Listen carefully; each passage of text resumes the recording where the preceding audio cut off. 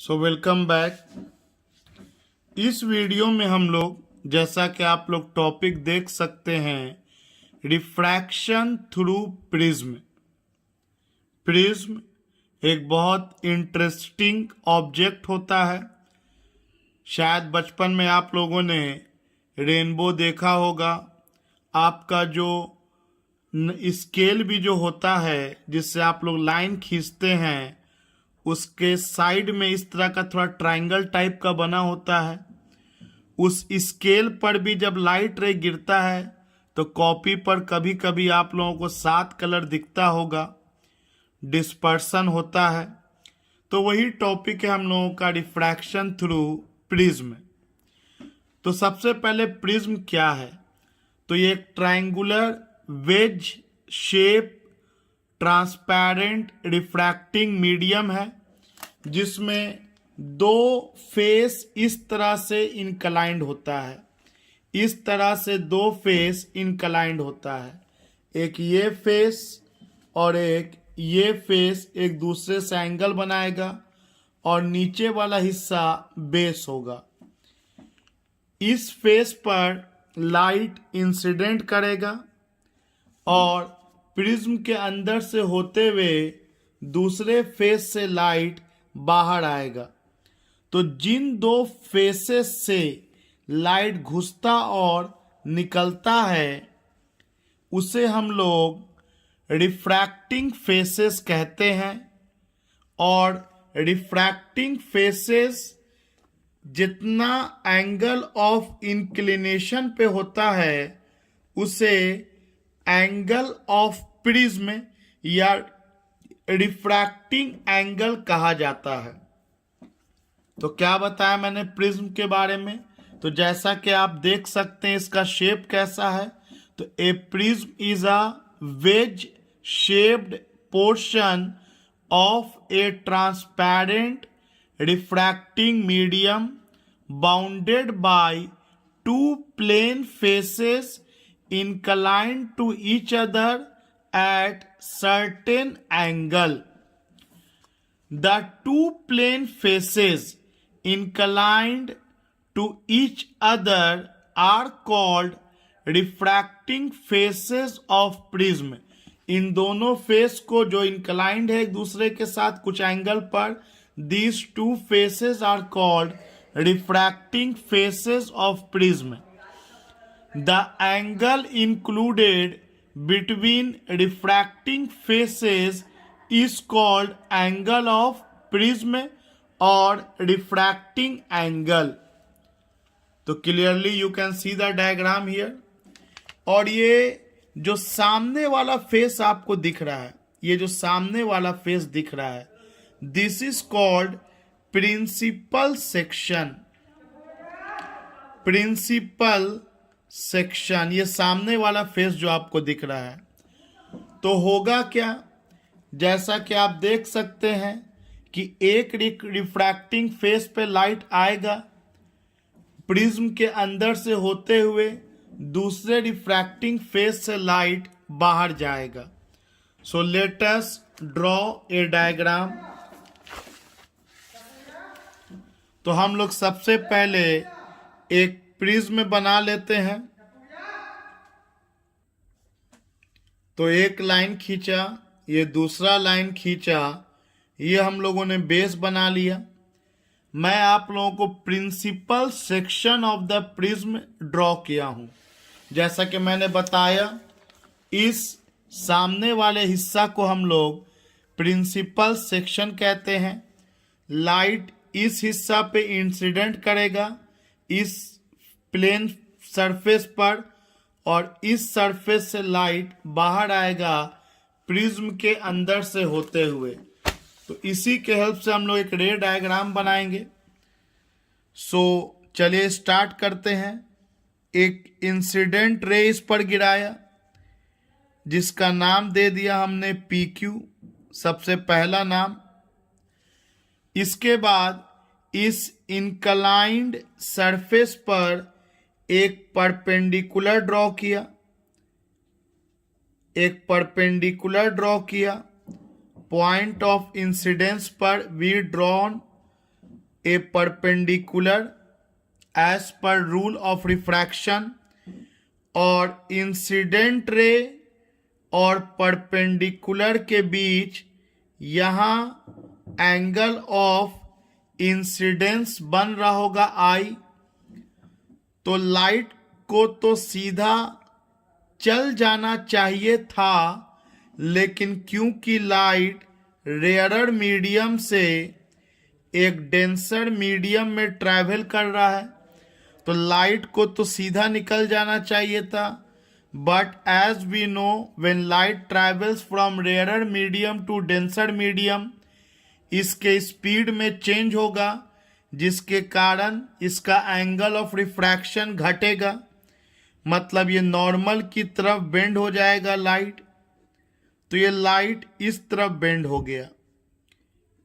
तो इस फेस के लिए मान लीजिए ये एक ट्रायंगुलर प्रिज्म है ए बी सी, तो इस ए बी फेस के लिए पी क्यू इंसिडेंट रे है और क्यू आर रिफ्रैक्टेड रे है, and this is the angle of refraction between the incident ray and the normal.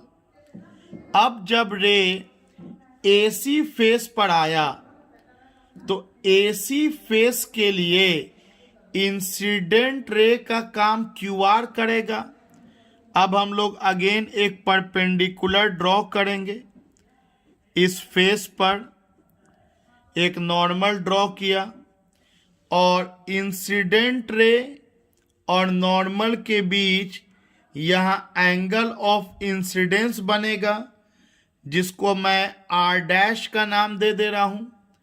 Are dash angle of incidence है इस एसी फेस के लिए। अगेन इस ये लाइट ऐसे सीधा आ रहा था, इसको तो सीधा निकल जाना चाहिए था, लेकिन क्योंकि डेंसर मीडियम से रेयरर मीडियम में लाइट ट्रैवल करेगा तो स्पीड बढ़ेगा, and as per Snell's law ये नॉर्मल से अवे हो जाएगा, बेंड कर जाएगा, नॉर्मल से दूर भागेगा। So finally light R S path को फॉलो करते हुए प्रिज्म से बाहर आ जाएगा, और ये नॉर्मल और ये रिफ्रैक्टेड रे के बीच जो एंगल बनेगा वो एसी फेस का एंगल ऑफ रिफ्रैक्शन, जिसको मैं आई डैश का नाम दे दिया।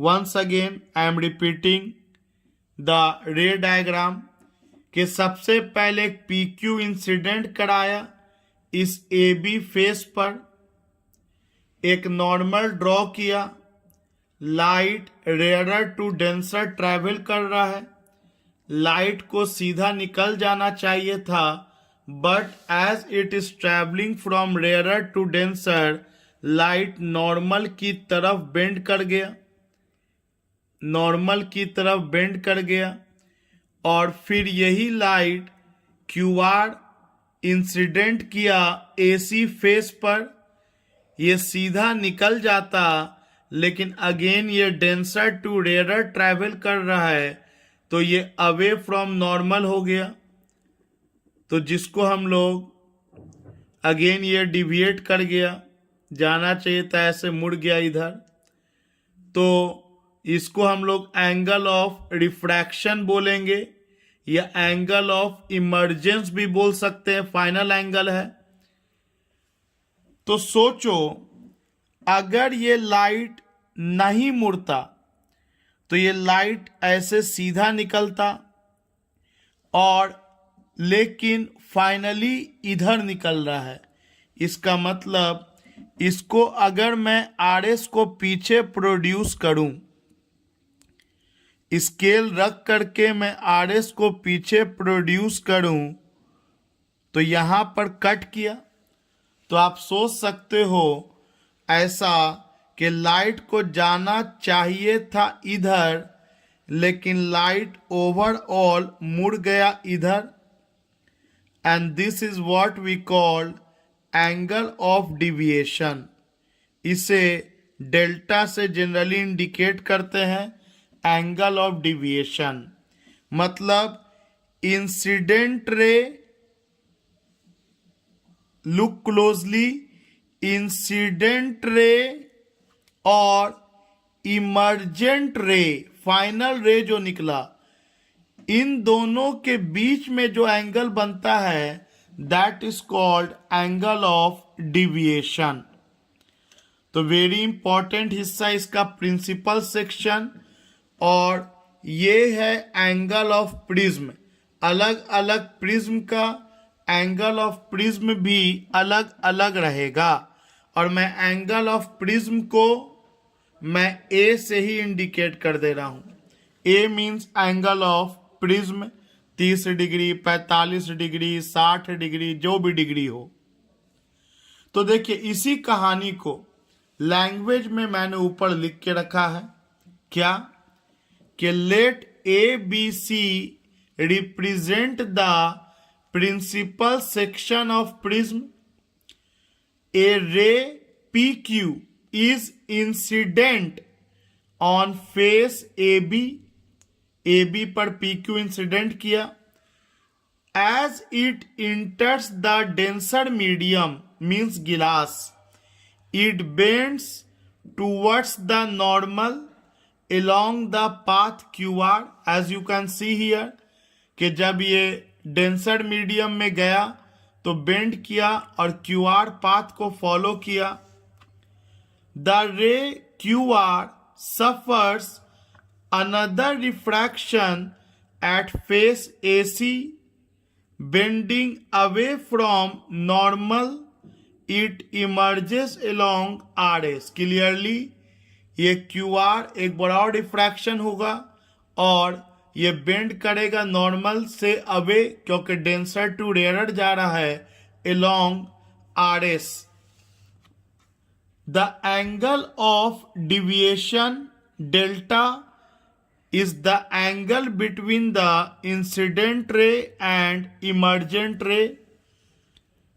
Let I and R be the angle of incidence and refraction at face AB, R and R dash and I dash,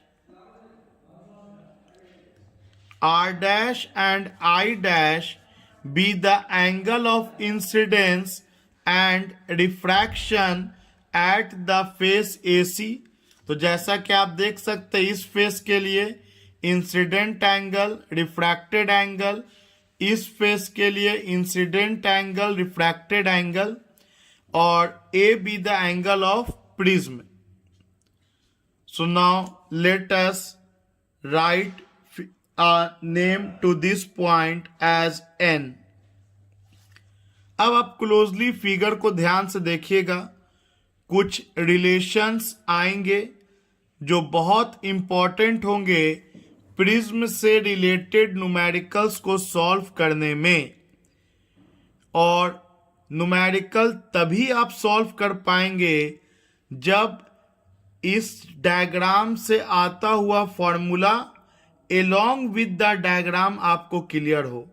आपको याद रहना चाहिए कि आपने आई कहाँ लिया था डायग्राम बनाते समय, फॉर्मूला डिराइव करते समय आई डैश कौन था, आर कहाँ लिया था, आर डैश कौन था, और डेल्टा क्या होता है। This should be very clear in your mind for the numericals related to prism. So चलो, एक तो पहले मेरे को दिख रहा है एक क्वाड्रिलैटरल, देखिएगा AQNR, एक चतुर्भुज है 4 साइड वाला। तो चलो मैं लिखता हूं यहां पे इन क्वाड्रिलैटरल AQNR। क्वाड्रिलैटरल का एक प्रॉपर्टी होता है कि अपोजिट एंगल का सम 180 डिग्री होता है। मतलब एंगल ए, इसका तो नाम ही एंगल ए दे चुके हैं, angle A plus angle QNR इन दोनों का सम 180 डिग्री हो गया। इसके बाद एक ट्राइंगल देखिएगा Q N R, Q N R.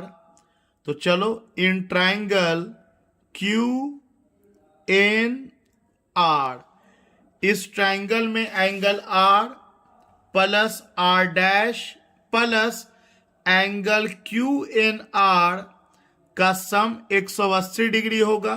तो एक ट्राइंगल दिखा हम लोगों को। इस ट्राइंगल में क्या क्या रिलेशन दिख रहा है? R plus R dash plus angle Q N R equal to 180 degree, 180 degree. तो आप देख सकते हैं कि दोनों के RHS में 180 डिग्री है, तो LHS को भी इक्वेट कर देंगे।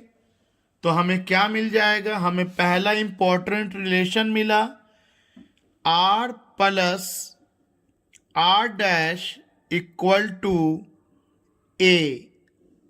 पहला इंपॉर्टेंट रिलेशन, कहने का मतलब अंदर के दोनों एंगल को अगर जोड़ देंगे तो वो एंगल ऑफ प्रिज्म हमें दे देगा, R plus R dash equal to A। चलिए इसके बाद देखते हैं। आप एक ट्राइंगल देख सकते हैं Q, और चलिए इस पॉइंट का नाम M दे दिया।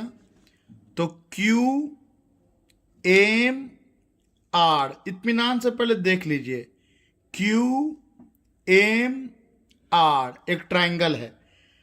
तो ये अगर I है तो ये लाइन और ये लाइन तो ऐसे एक दूसरे को क्रॉस कर रहा है, और इस तरह से कट करने वाला लाइन में आपस के सामने वाला एंगल तो इक्वल होता है, जिसको वर्टिकली अपोजिट एंगल कहते हैं। तो ये आई होगा, तो ये पूरा एंगल आई होगा इसके सामने वाला, जिसमें ये अगर आर हो गया तो ये डिविएशन कितने का हुआ? तो ये डिविएशन हुआ I minus R, I minus R का यहां पे डिविएशन हुआ। सिमिलरली ये अगर आई डैश है, ये अगर आई डैश है तो ये पूरा एंगल आई डैश होगा, वर्टिकली अपोजिट एंगल, क्योंकि ये लाइन और ये लाइन ऐसे मल्टीप्लाई की तरह है। तो ये आई डैश है तो ये पूरा आई डैश होगा सामने वाला, और जिसमें इतना वाला हिस्सा आर डैश है। तो जाहिर सी बात है ये जो एंगल बचा ये I dash minus R dash हो जाएगा, I dash minus R dash हो जाएगा। तो आप देख सकते हैं अगर हम ट्राइंगल लें क्यू एम आर, तो लिखा जाए in triangle Q M R, ये एंगल प्लस ये एंगल का सम बाहर के बराबर होगा। Sum of interior angles of triangle will give the exterior angle, मतलब बाहरी एंगल जो होगा sum of interior opposite angles of triangle. Triangle का प्रॉपर्टी आप लोगों ने पढ़ा होगा। आई रिपीट वंस अगेन कि इस ट्राइंगल का जो बाहरी एंगल है, ट्राइंगल क्यू एम आर का बाहरी एंगल सम होता है, जोड़ होता है इंटीरियर अपोजिट एंगल्स के, और इंटीरियर अपोजिट एंगल्स एक है आई माइनस आर और एक है I dash minus R dash. तो हम लोग क्या लिख सकते हैं? हम लोग लिख सकते हैं उस प्रॉपर्टी को यूज करते हुए कि exterior angle equal to I minus R plus I dash minus R dash. Exterior angle sum of interior opposite angles of triangle. इसको थोड़ा अरेंज कर लो तो I plus I dash, I plus I dash, minus common निकाल लो are से और bracket में हो जाएगा आर प्लस आर डैश। और जैसा कि हम लोग जान चुके हैं आर प्लस आर डैश होता है एंगल ऑफ प्रिज्म, तो delta equal to I plus I dash minus angle of prism. Again a important relation जो फिगर समेत आपको याद होना चाहिए न्यूमेरिकल बनाने के लिए। अब इस ए को अगर मैं इधर लिया हूं तो delta plus A equal to I plus I dash. इसको वर्ड में क्या लिख सकते हैं? वर्ड में लिख सकते हैं angle of deviation plus angle of prism equal होगा किसके?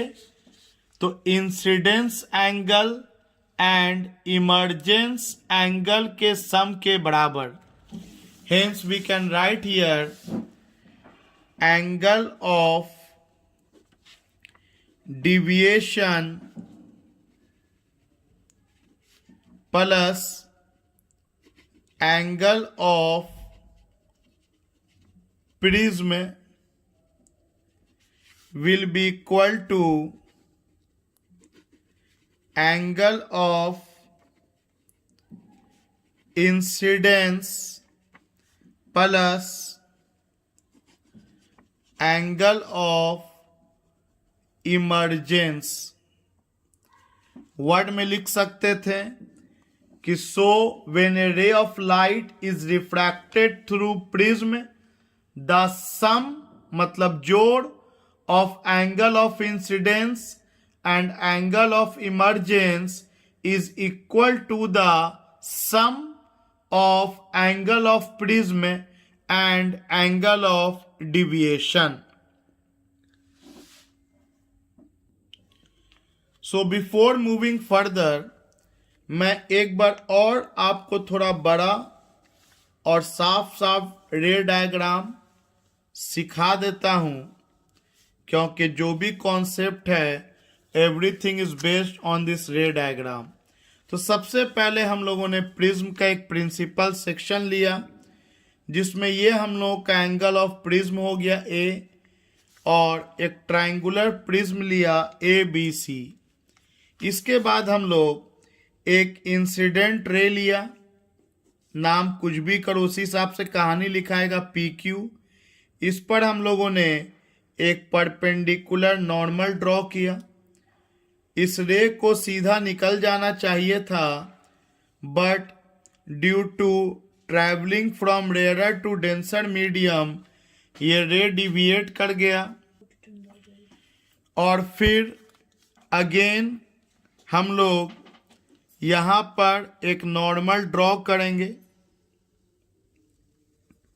एक नॉर्मल ड्रॉ करेंगे और ये रे डेंसर टू रेयर जा रहा, अवे फ्रॉम नॉर्मल होगा। तो this we have taken angle of prism, this is our angle of incidence, this is our angle of refraction between normal and refracted रे।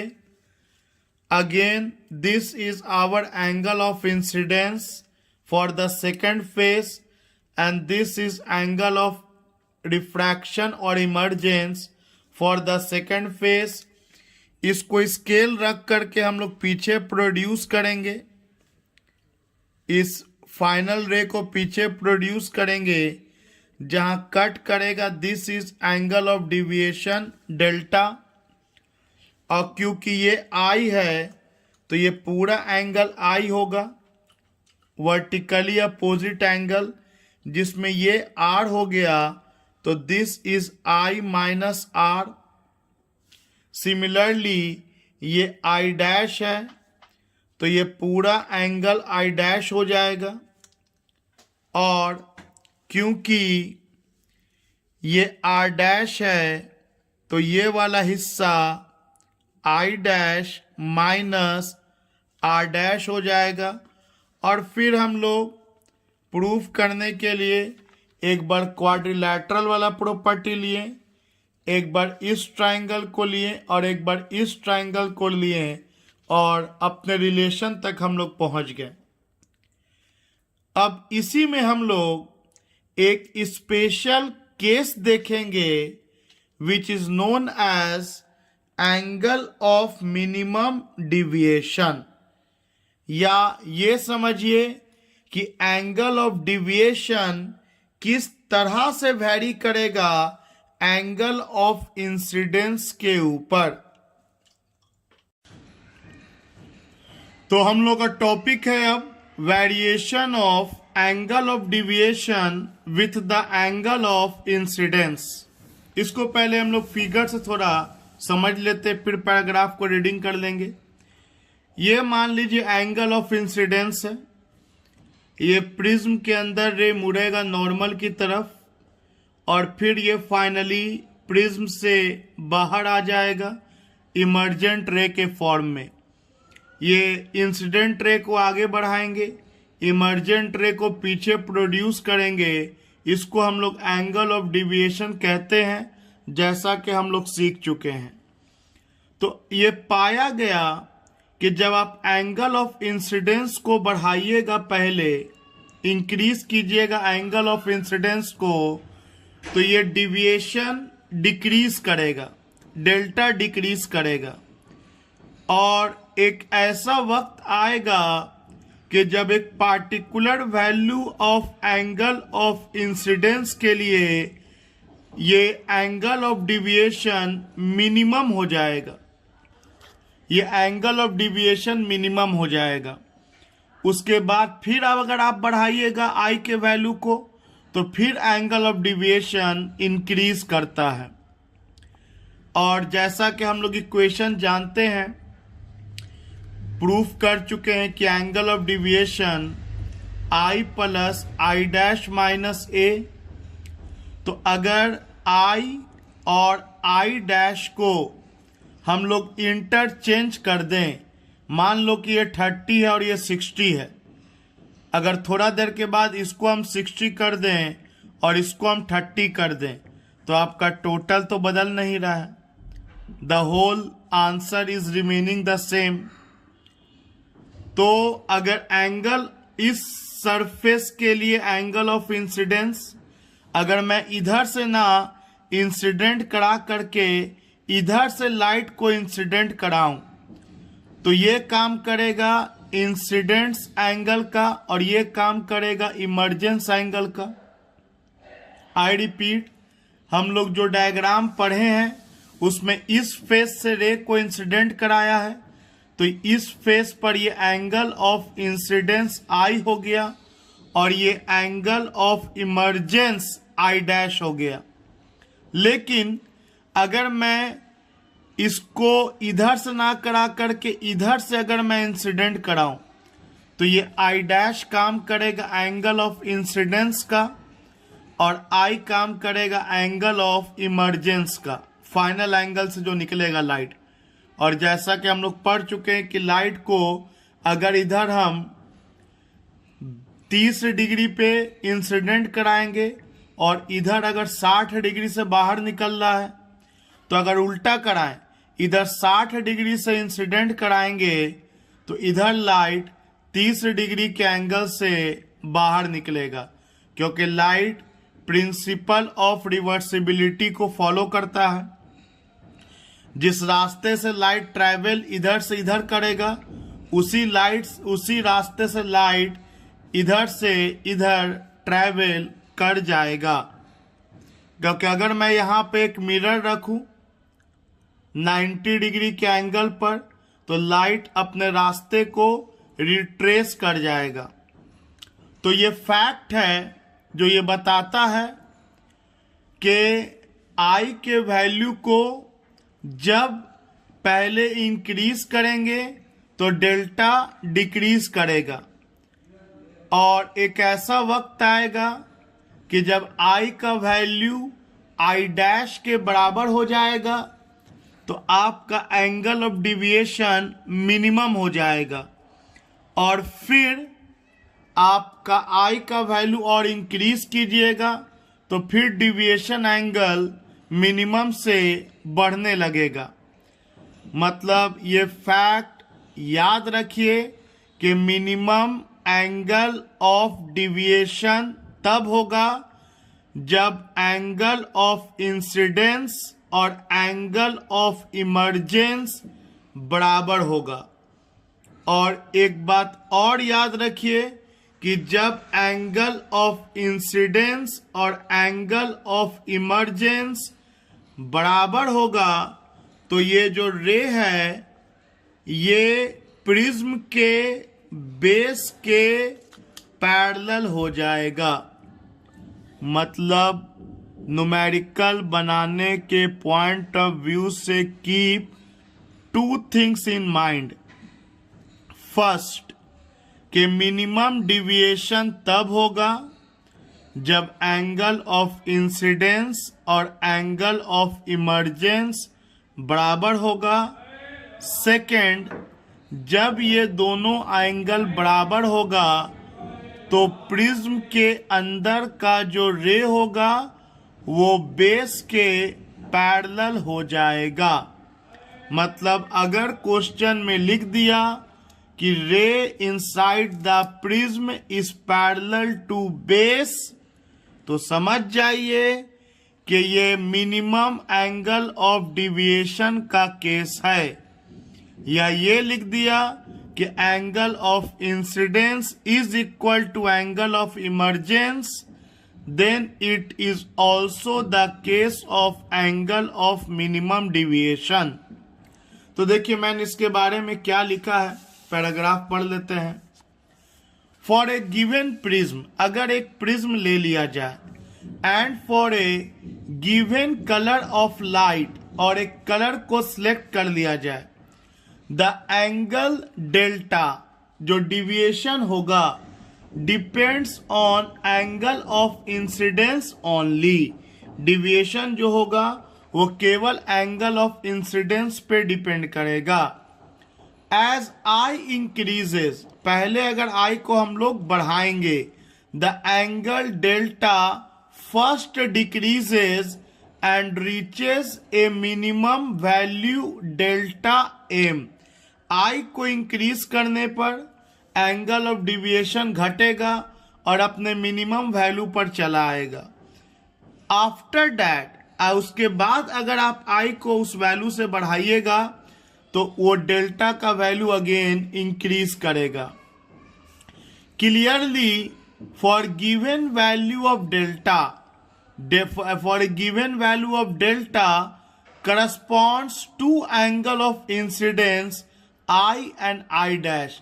अगर डेल्टा का वैल्यू मैं fix कर दूं और एंगल ऑफ प्रिज्म तो एक ही होता है एक पार्टिकुलर प्रिज्म के लिए, तो I और I डैश को अगर मैं इंटरचेंज कर दूं तो ओवरऑल आंसर पे कोई फर्क नहीं पड़ेगा। Clearly for a given prism, the value of delta corresponds to two angle of incidence, I and I dash. This fact is expected from symmetry. Equation क्या है उसके लिए? एक symmetry of I and I dash in equation delta equal to I plus I dash minus A, जो we have proven earlier. That is delta remains the same as I and I dash are interchanged।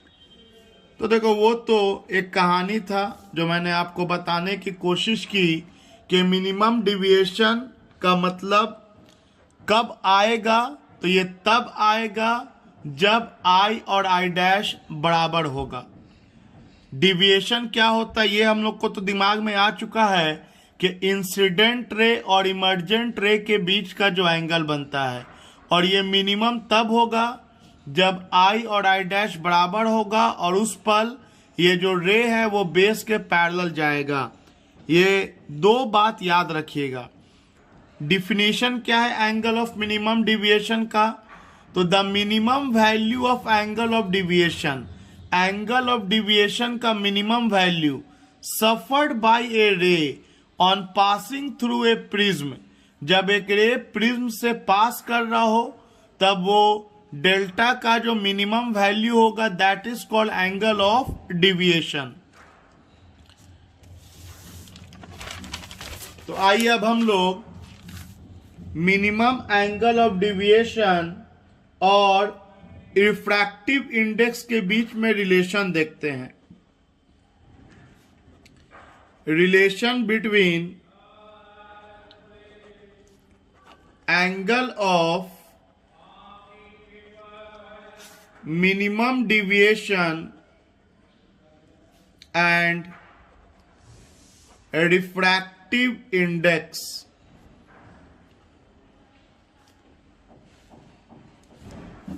देखिए, when a prism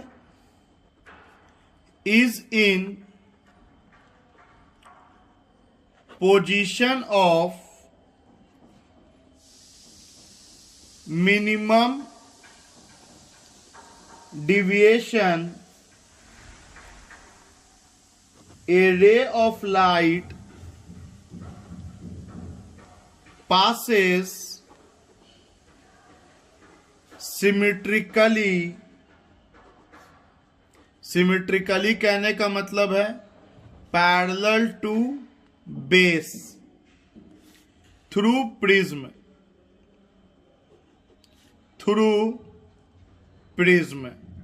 और जब ये light parallel to base जाएगा through prism, ताकि so that I का value आई dash के बराबर हो जाएगा। और जाहिर सी बात है, जब आई का वैल्यू आई डैश के बराबर हो जाएगा तो आर का वैल्यू भी आर डैश के बराबर हो जाएगा। मतलब अब बाहर का दोनों एंगल बराबर हो जाएगा, दिमाग में फिगर होगा आपके, तो अंदर का भी दोनों एंगल बराबर हो जाएगा। और जब ये होगा तब ये एंगल ऑफ डिविएशन को रिप्लेस करेगा angle of minimum deviation that is delta M. अब जैसा कि हम लोग इक्वेशन पढ़ चुके हैं कि हमारे पास एक इक्वेशन है delta plus A equal to I plus I dash, के angle of deviation plus angle of prism जो किसके बराबर होता है, sum of angle of incidence and angle of emergence. Hence तो इसको कन्वर्ट किया जाए, डेल्टा को रिप्लेस कर देगा delta M, angle of prism तो वही रहेगा, और ये दोनों आई सेम, तो जब आई और आई डैश सेम है तो आई प्लस आई 2i हो जाएगा। तो आपका एंगल ऑफ इंसिडेंस आ गया, angle of minimum deviation plus angle of prism divided by 2। And also एक और हम लोग पढ़ चुके हैं r plus R dash equal to a, ये भी इक्वेशन हम लोग निकाल चुके हैं अर्लियर। सो इसको अगर मिनिमम डिविएशन में यूज करें तो r और r डैश बराबर है, तो ये हो जाएगा 2r इक्वल टू a, मतलब r का वैल्यू a बाई 2। मतलब मिनिमम एंगल ऑफ डिविएशन के केस में एंगल ऑफ इंसिडेंस इतना हुआ एंड एंगल ऑफ रिफ्रैक्शन इतना हुआ। अब यूज कर देंगे Snell's law of refraction. Now using Snell's law of refraction, Snell's का लॉ क्या कहता है कि refractive index equal to sine I by sine R. किस फेस के लिए? तो आपको बुक आपके कॉपी में आप लोग फिगर बनाए हुए होंगे फॉर फेस ए बी। दो फेस से रिफ्रैक्शन हो रहा था, एक AB से और एक AC से, तो AB फेस के लिए sine I by sine R equal to refractive index, तो I को रिप्लेस किया जाएगा angle of minimum deviation plus angle of prism divided by 2 by sine R के जगह पे एंगल ऑफ प्रिज्म बाय 2। अक्सर ये फॉर्मूला बोर्ड एग्जाम में प्रूफ करने के लिए आता है कि in case of minimum deviation proof that refractive index of prism is equal to sine delta m plus A by 2 divided by sine A by 2।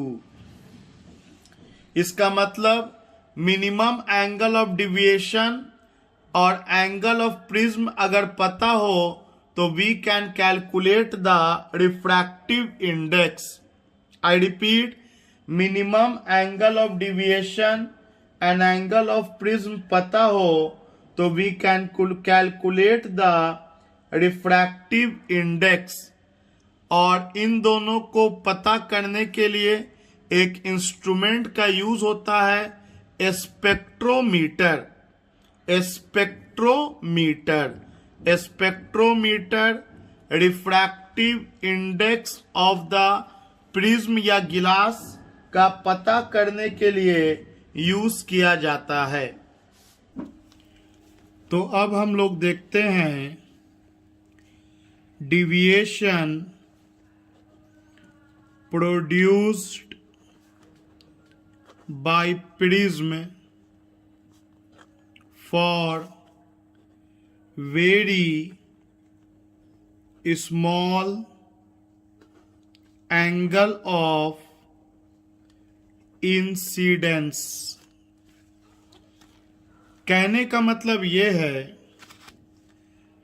कि अगर ये एक प्रिज्म है जिसका ये एंगल ऑफ प्रिज्म है और मैं इंसिडेंट एंगल अगर वेरी स्मॉल लूं, आई का वैल्यू वेरी स्मॉल लूं, तो आई का वैल्यू जब स्मॉल होगा तो आर भी स्मॉल होगा, और आर जब स्मॉल होगा तो आर डैश भी स्मॉल होगा, और आर डैश स्मॉल होगा तो आई डैश भी स्मॉल होगा। आपको दिखे इसलिए मैंने थोड़ा आपको बड़ा एंगल दिखाया, otherwise all the angles are very small. ये स्पेशल केस बता रहे हैं, एक कंडीशन ले रहे हैं कि अगर एंगल वेरी स्मॉल हुआ तो क्या होगा। अगर angle of incidence very small हुआ तो जितना भी एंगल है R, R dash, I dash, all the angles will be very small. और एक मैथमेटिकल फॉर्म आपको पहले भी बताया गया, एक बार फिर बता दूं कि साइन 0 डिग्री का वैल्यू 0 होता है, तो साइन थीटा का वैल्यू हम लोग थीटा लिख सकते हैं। साइन को हटाया जा सकता है, शर्त है कि एंगल वेरी स्मॉल हो, क्योंकि हम लोग sine 30 equal to sine 30 equal to 30 नहीं लिखते हैं, क्योंकि 30 डिग्री एक बड़ा एंगल है, लेकिन साइन 0 डिग्री का वैल्यू 0 लिखा सकता है। इसका मतलब अगर थीटा वेरी स्मॉल हो तो sine theta can be written as theta only.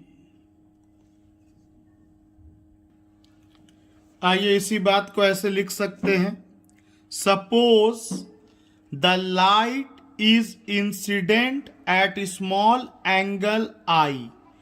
Light को इंसिडेंट कराया स्मॉल आई एंगल पर on the prism, then angles R, R dash and I dash will also be small. तो पहले तो refraction इस A B face से होगा, और जैसा कि आप लोग स्नेल्स लॉ जानते हैं कि ए बी फेस के लिए ये हो गया फर्स्ट मीडियम और ये हो गया सेकेंड मीडियम।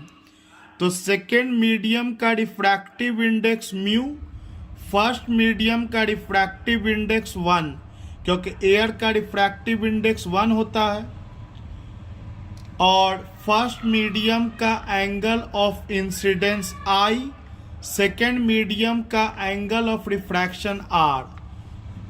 तो ए बी फेस के लिए जो रिफ्रैक्शन का फॉर्मूला होगा यूजिंग स्नेल्स लॉ, तो sine angle of incidence by sine angle of refraction, refractive index of second medium with respect to first medium. और क्योंकि एंगल वेरी स्मॉल है, तो स्मॉल होने के कारण साइन आई को आई लिखा जा सकता है एंड साइन आर को सिंपली आर लिखा जा सकता है। तो हम लोग लिख सकते हैं I by R equal to mu.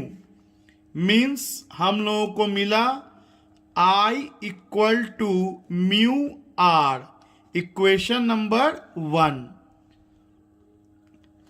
कुछ नया नहीं लिखे हैं, आप लोग स्नेल्स लॉ ऑफ रिफ्रैक्शन पढ़ा है। रिफ्रैक्टिव इंडेक्स लिखते कैसे हैं ये हम लोगों ने पहले ही वीडियो में जाना है।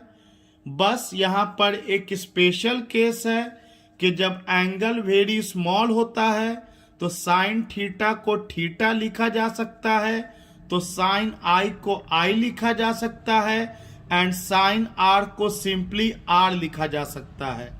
सिमिलरली अब आते हैं सेकेंड फेस पर AC।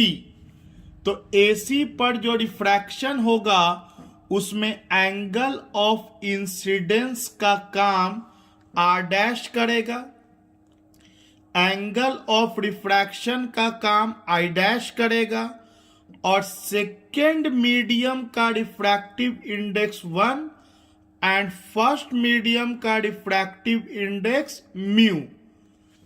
तो चलो लिखा जाए रिफ्रैक्शन का फॉर्मूला का यूज करके। खुद सोचो क्या होना चाहिए।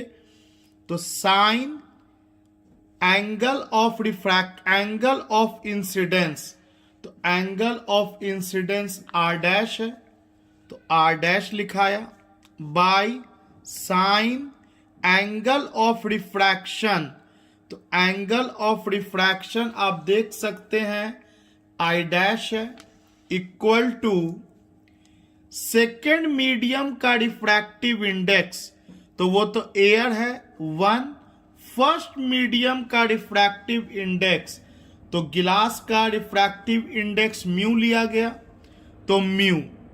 और क्योंकि एंगल्स आर वेरी स्मॉल तो हम लोग साइन को हटा सकते हैं, R dash by I dash equal to 1 by mu. Hence you can write I dash equal to mu R dash, equation number 2। So finally we are having for very small angle I equal to mu R and I dash equal to mu R dash। अब जैसा कि आप लोगों को earlier एक formula proof किया गया है, we know delta equal to I plus I dash minus A। Earlier आपके पास ये फॉर्मूला लिखा हुआ होगा, तो अब इसको रिप्लेस करते हैं। I के जगह पे mu R plus I dash के जगह पे mu R dash minus A। तो यहां से म्यू कॉमन निकल जाएगा, R प्लस R डैश हो जाएगा। तो डेल्टा कितना हम लोगों को मिला, तो हम लोगों के पास डेल्टा इक्वल टू हो गया, म्यू कॉमन निकल गया, ब्रैकेट में R plus R dash minus A।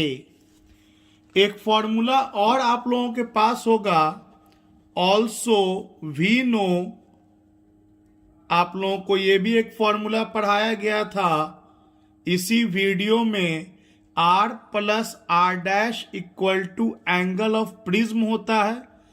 मतलब प्रिज्म के अंदर का दोनों एंगल को जोड़ दिया जाए तो वो एंगल ऑफ प्रिज्म के बराबर आता है।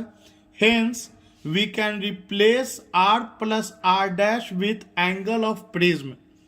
Therefore we will have angle of deviation mu a minus a।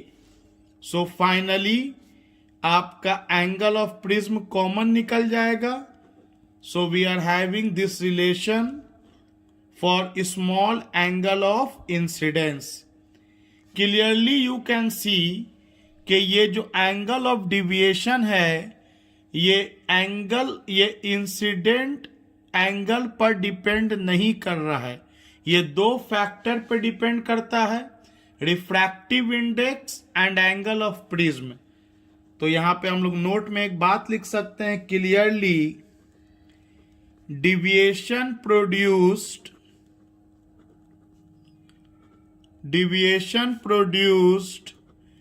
depends only on two factors, that is refractive index of prism. Refractive index means mu of prism and angle of prism, जिसको हम लोग refracting angle के नाम से भी जानते हैं, independent होता है एंगल ऑफ इंसिडेंस के। सो अगर मैं आपको एंगल ऑफ डिविएशन एंड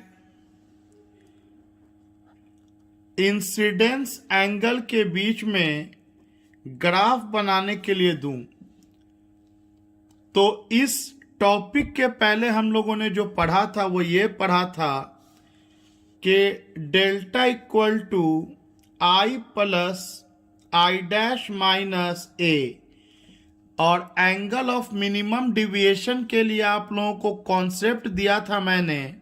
एक डिविएशन होता है जो ये है, मैं फिलहाल बात कर रहा हूं जनरल डिविएशन का, स्मॉल एंगल ऑफ इंसिडेंस का नहीं, मैं जनरल डिविएशन का बात कर रहा हूं जो हम लोगों ने इस टॉपिक से पहले पढ़ा है।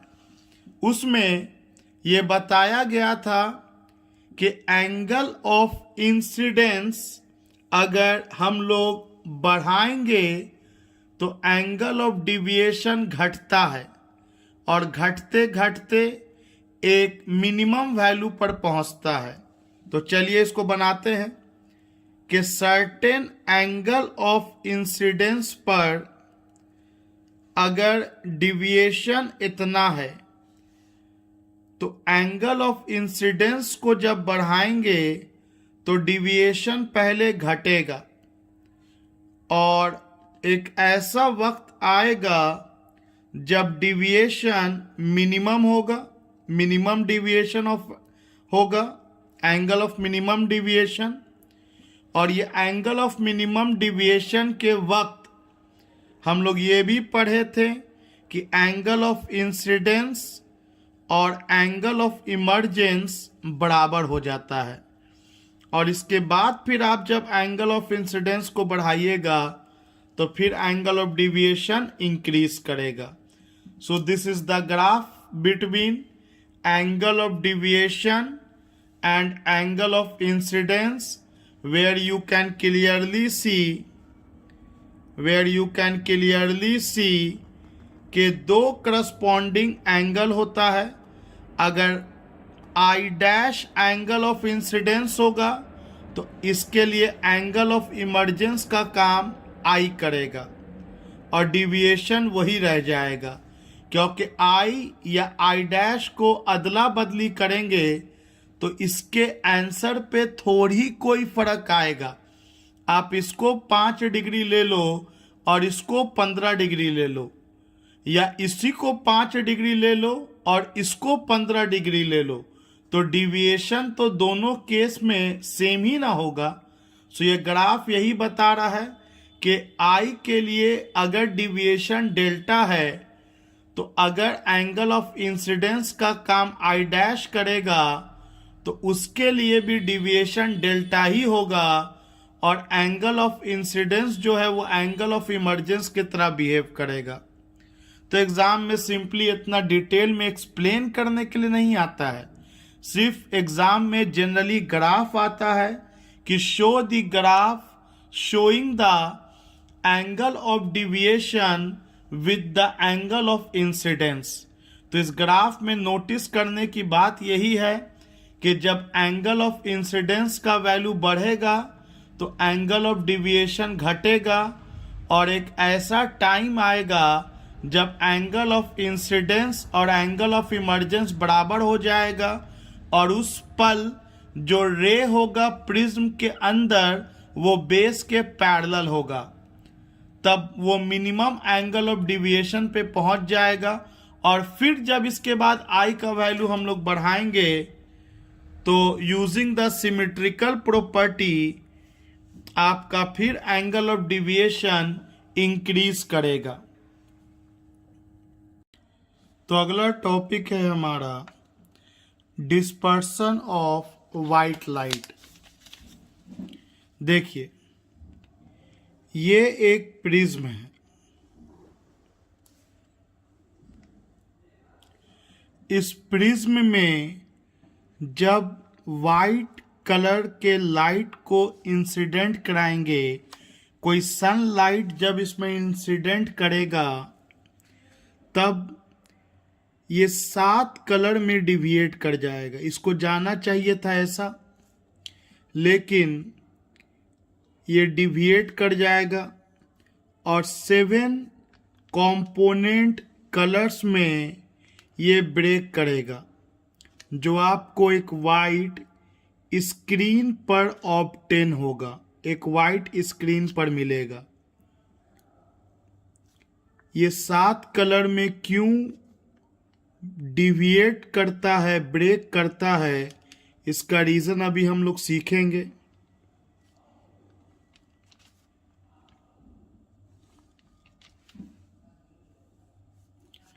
जैसा कि आप देख सकते हैं मैंने इसे 7 कलर में तोड़ा है।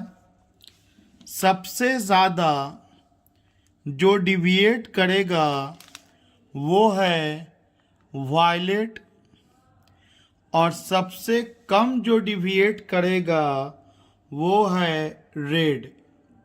बाकी इस बीच में इंडिगो मिलेगा, ब्लू मिलेगा, ग्रीन मिलेगा, येलो मिलेगा, ऑरेंज मिलेगा, जिसे हम लोग विबग्योर के नाम से जानते हैं।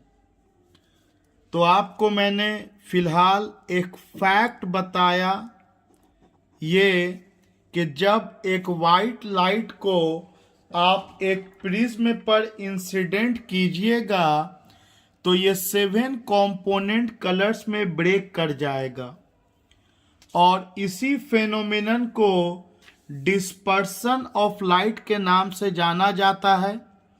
और ये जो 7 कलर आपको स्क्रीन पर ऑब्टेन हुआ है इट इज कॉल्ड स्पेक्ट्रम, इसे स्पेक्ट्रम के नाम से जाना जाता है। तो देखिए इसको लैंग्वेज में हम लोग कैसे लिख सकते हैं।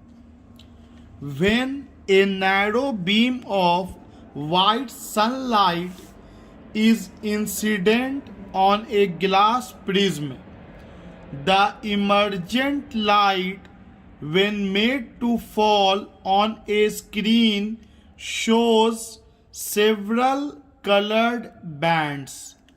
जब एक वाइट लाइट को प्रिज्म पे गिराया गया तो जो लाइट बाहर आएगा उसे अगर एक वाइट स्क्रीन पर हम लोग ले लें तो वो 7 कलर्स में ब्रेक करता हुआ दिखेगा। Broadly the component colors are in sequence violet, indigo, blue, green, yellow, orange and red given by the acronym VIBGYOR. और वो 7 कलर विबग्योर के नाम से जाना जाता है, जिसमें वायलेट है, इंडिगो है, ब्लू है, ग्रीन है, येलो है, ऑरेंज एंड रेड। सबसे ज्यादा आपको बेंड करता हुआ वायलेट दिखेगा और सबसे कम बेंड करता हुआ रेड दिखेगा। रेड में डिविएशन लीस्ट होगा एंड वायलेट में डिविएशन मोस्ट होगा। तो हम लोगों ने अभी अभी समझा what is dispersion of light and what is spectrum. तो इसे प्रॉपर लैंग्वेज में अगर डिफाइन किया जाए तो हम लोग लिख सकते हैं the phenomenon of splitting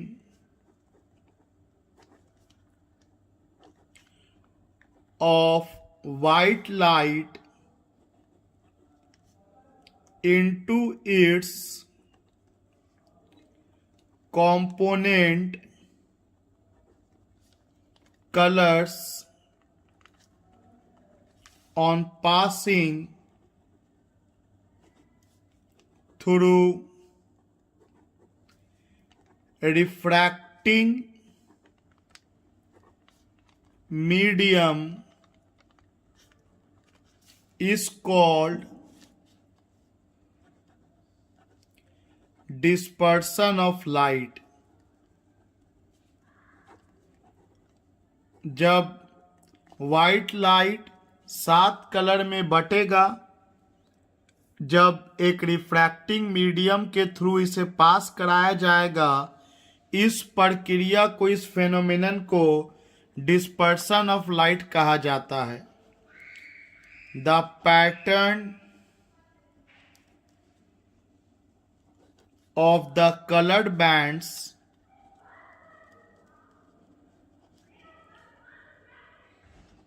obtained on screen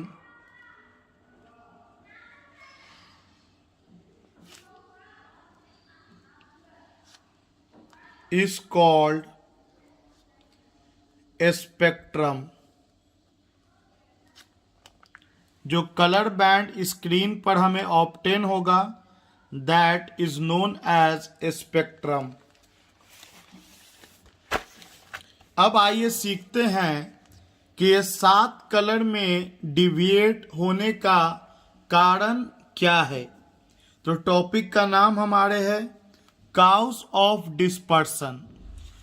तो चलिए पहले समझ लेते हैं हिंदी में, उसके बाद ऑटोमेटिक इसका रीजन आप खुद से भी इंग्लिश में ट्रांसलेट कर सकते हैं। देखिए, जैसा कि हम लोगों ने जाना थोड़ा देर पहले कि डिविएशन का फॉर्मूला होता है mu -1 into angle of prism,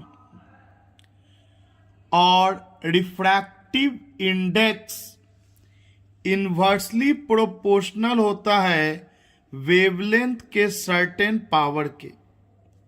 this is the fact, ये फैक्ट है।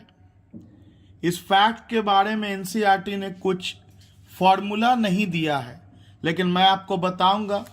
एनसीईआरटी के अकॉर्डिंग आप इतना याद रखो कि जिस लाइट का वेवलेंथ ज़्यादा होगा उसका रिफ्रैक्टिव इंडेक्स कम होगा, और जिसका रिफ्रैक्टिव इंडेक्स कम होगा उसका डिविएशन भी कम होगा।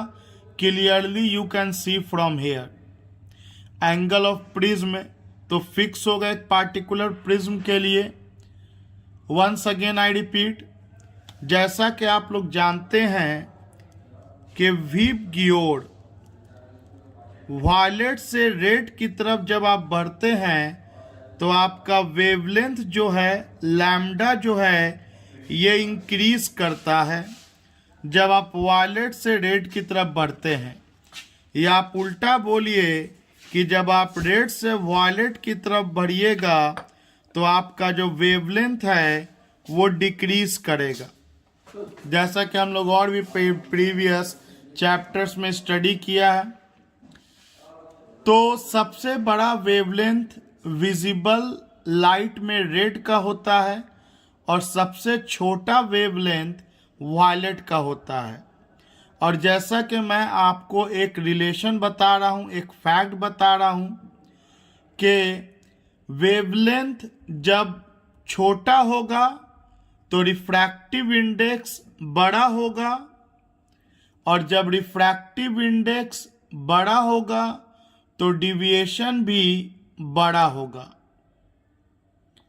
तो जैसा कि आप सोचो कि सबसे बड़ा वेवलेंथ रेड का होता है, तो रेड का वेवलेंथ अगर हाईएस्ट है तो रिफ्रैक्टिव इंडेक्स लोएस्ट हो जाएगा उस लाइट के लिए, वेवलेंथ के लिए, वेवलेंथ ऑफ लाइट के लिए रिफ्रैक्टिव इंडेक्स लोएस्ट हो जाएगा।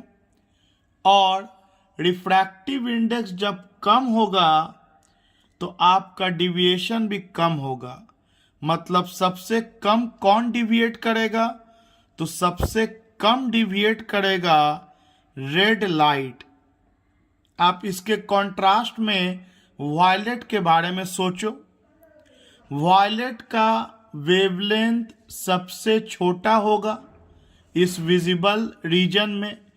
तो क्योंकि वायलेट का वेवलेंथ सबसे छोटा है तो उसका रिफ्रैक्टिव इंडेक्स बड़ा हो जाएगा। ग्लास का जो रिफ्रैक्टिव इंडेक्स आएगा वायलेट के लिए बड़ा आएगा, और जब रिफ्रैक्टिव इंडेक्स का वैल्यू बड़ा हो जाएगा तो डिविएशन भी बड़ा हो जाएगा। मतलब सबसे ज़्यादा डिविएशन वायलेट कलर शो करेगा, एंड सो ऑन। बीच में आप सोच सकते हो क्या होगा। तो सबसे बड़ा डिविएशन वायलेट का, उससे छोटा डिविएशन रेड का, उससे छोटा डिविएशन ब्लू का, उससे कम डिविएशन ग्रीन का, येलो का, ऑरेंज का, और सबसे कम डिविएशन रेड का। तो जैसा कि आप लोगों ने यहाँ पर ये फैक्ट देखा कि जब वाइट लाइट इस प्रिज्म में इंटर करेगा, then according to their different wavelength, white light में अलग अलग कलर का वेवलेंथ उसमें प्रेजेंट है, और अलग अलग कलर के वेवलेंथ होने के कारण, हर कलर का अपना एक वेवलेंथ होता है, तो अलग अलग वेवलेंथ होने के कारण सारे कलर के लिए refractive index of the glass prism अलग अलग होगा। और जब सारे कलर के लिए refractive index of the glass prism अलग अलग होगा तो सारे कलर का डिविएशन भी अलग अलग होगा। अब तुम सोचो, एक साथ सब तो एंट्री किया प्रिज्म में, लेकिन सब एक तरफ नहीं मुड़ा, बल्कि कुछ ज़्यादा मुड़ा और कुछ कम मुड़ा। तो ज़्यादा और कम मुड़ने के कारण जाहिर सी बात है ये अलग अलग कलर्स में बढ़ जाएगा, और इस तरह से डिस्पर्सन टेक प्लेस करता है, जिसमें सबसे ज़्यादा डिविएशन आपका वायलेट का होगा और सबसे कम डिविएशन रेड का होगा।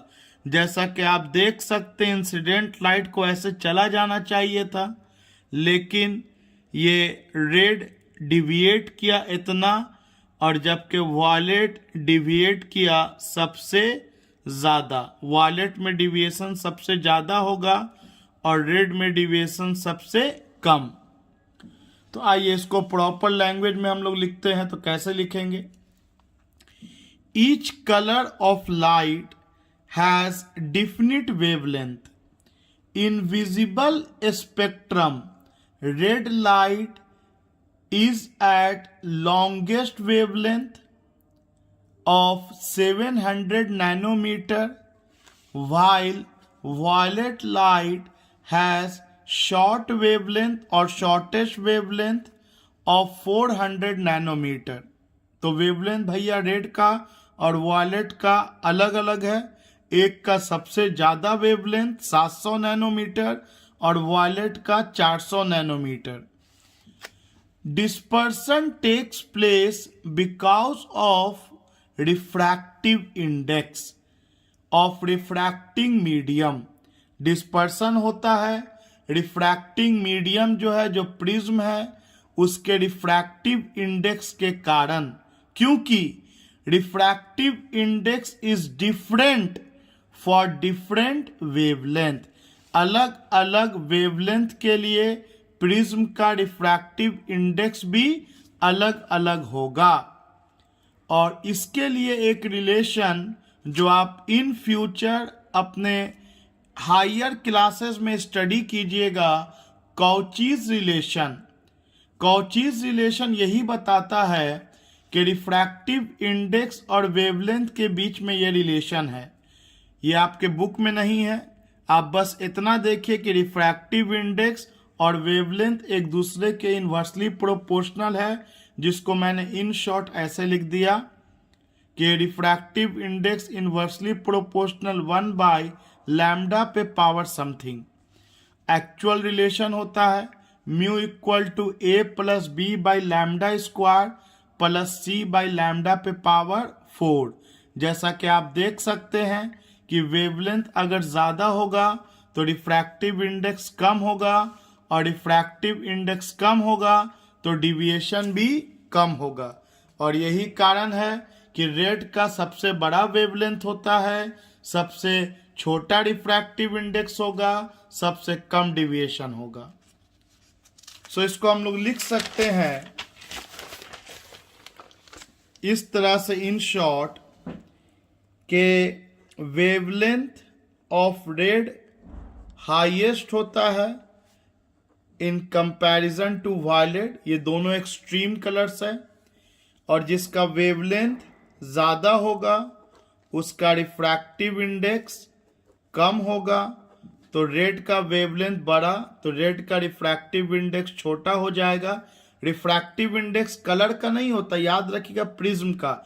मतलब रेड कलर के कारण प्रिज्म का रिफ्रैक्टिव इंडेक्स छोटा हो जाएगा, और वॉयलेट के कारण प्रिज्म का रिफ्रैक्टिव इंडेक्स बड़ा आएगा। और क्योंकि रिलेशन होता है delta equal to mu minus 1 into A, तो जिसका रिफ्रैक्टिव इंडेक्स बड़ा है उसका डिविएशन भी बड़ा होगा। तो हम लोग कह सकते हैं कि डिविएशन ऑफ रेड कम होगा एंड डिविएशन ऑफ वायलेट ज़्यादा होगा, जिस कारण जो कलर है वो अलग अलग रास्ते को तय करेगा, और इस कारण आपको 7 कलर ऑब्टेन हो जाएगा वाइट स्क्रीन पे। तो in short the cause of dispersion is refractive index of the refracting medium which depends on different wavelength। कुछ और रिलेटेड टर्म्स प्रिज्म से है। एक है एंगुलर डिस्पर्सन। देखिए ये है प्रिज्म,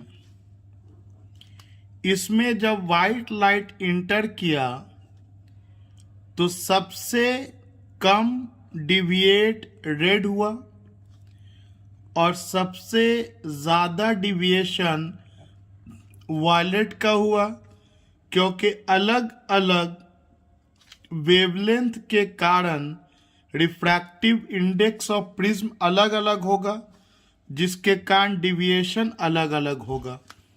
तो रेड का डिविएशन को अगर डेल्टा आर मान लिया जाए और वायलेट के डिविएशन को अगर डेल्टा वी मान लिया जाए, तो ये दोनों एक्सट्रीम कलर के डिविएशन का डिफरेंस, आई रिपीट, वायलेट और रेड कलर के डिविएशन आप लोगों को याद होगा, इंसिडेंट रे और इमर्जेंट रे के बीच का जो एंगल बनता है उसको डिविएशन कहते हैं। तो दोनों एक्सट्रीम कलर के डिविएशन के डिफरेंस को एंगुलर डिस्पर्सन कहा जाता है। The angular separation between two extreme colours red and violet in the spectrum is called angular dispersion। मतलब एंगुलर डिस्पर्सन आपको हो गया, जिसको मान लो अल्फा से इंडिकेट कर दिया। ये रेड और वायलेट कलर के डिविएशन का difference delta V minus delta are. और जैसा कि आप लोग जानते हैं डिविएशन क्या होता है, म्यू माइनस 1/a। तो वायलेट का म्यू -1/a। रेड कलर के लिए रेड कलर के लिए refractive index of the prism -1/a। So after solving it, you will get violet के कलर के कारण refractive index minus red colour के कारण refractive index into angle of prism. अब ब्रैकेट को ओपन करके आप चेक कीजिए, finally you will get this result for the angular dispersion. आइए अगला टर्म है डिस्पर्सिव पावर। तो it is the ability of prism to cause dispersion, कि एक प्रिज्म का क्या एबिलिटी है डिस्पर्स कराने का व्हाइट लाइट को 7 कलर्स में। अलग अलग प्रिज्म का डिस्पर्सिव पावर भी अलग अलग होता है। इसके तरीका होता है कैलकुलेशन का, it is the ratio of angular dispersion to the mean deviation. Angular dispersion by mean deviation, average deviation को हम लोग ओमेगा से इंडिकेट करते हैं डिस्पर्सिव पावर। तो these two are very small terms जो आपको ऑब्जेक्टिव में काम आएगा। जैसा कि आप लोग जानते हैं एंगुलर डिस्पर्सन मतलब deviation in violet minus deviation in red, और मीन डिविएशन सिंपली डेल्टा।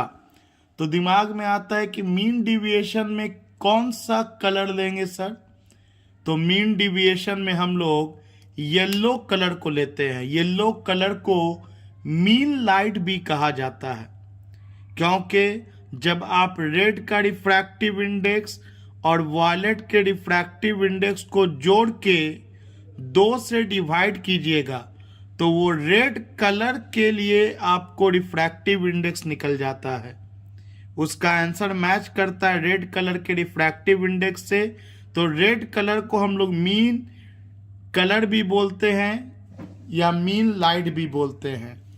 तो फर्दर इसका आंसर क्या होगा, delta V minus delta R. आप सब जानते हैं कि mu V minus mu R into A, और इस डिविएशन के लिए हो गया म्यू, मीन लाइट के लिए रिफ्रैक्टिव इंडेक्स -1 इंटू ए। तो ए से ए कट जाएगा।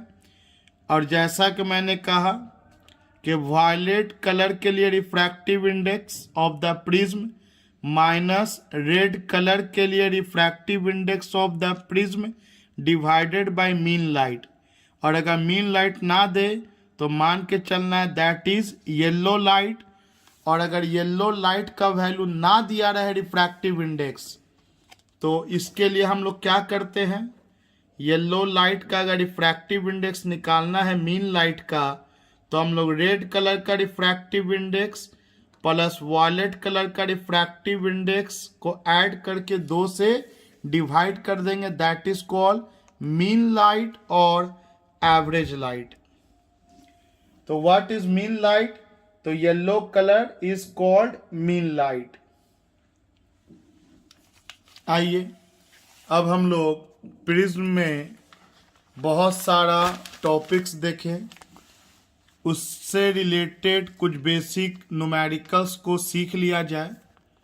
Before that let us recalls all the diagrams and related फॉर्मूले। तो हम लोगों ने स्टार्ट किया था, एक प्रिज्म लिया था, उस पे एक लाइट को इंसिडेंट कराया था, एक नॉर्मल ड्रॉ किया था, ये एंगल ऑफ इंसिडेंस था, इसको चल जाना चाहिए था सीधा। लेकिन ये नॉर्मल की तरफ बेंड किया क्योंकि रेयरर टू डेंसर में जा रहा है।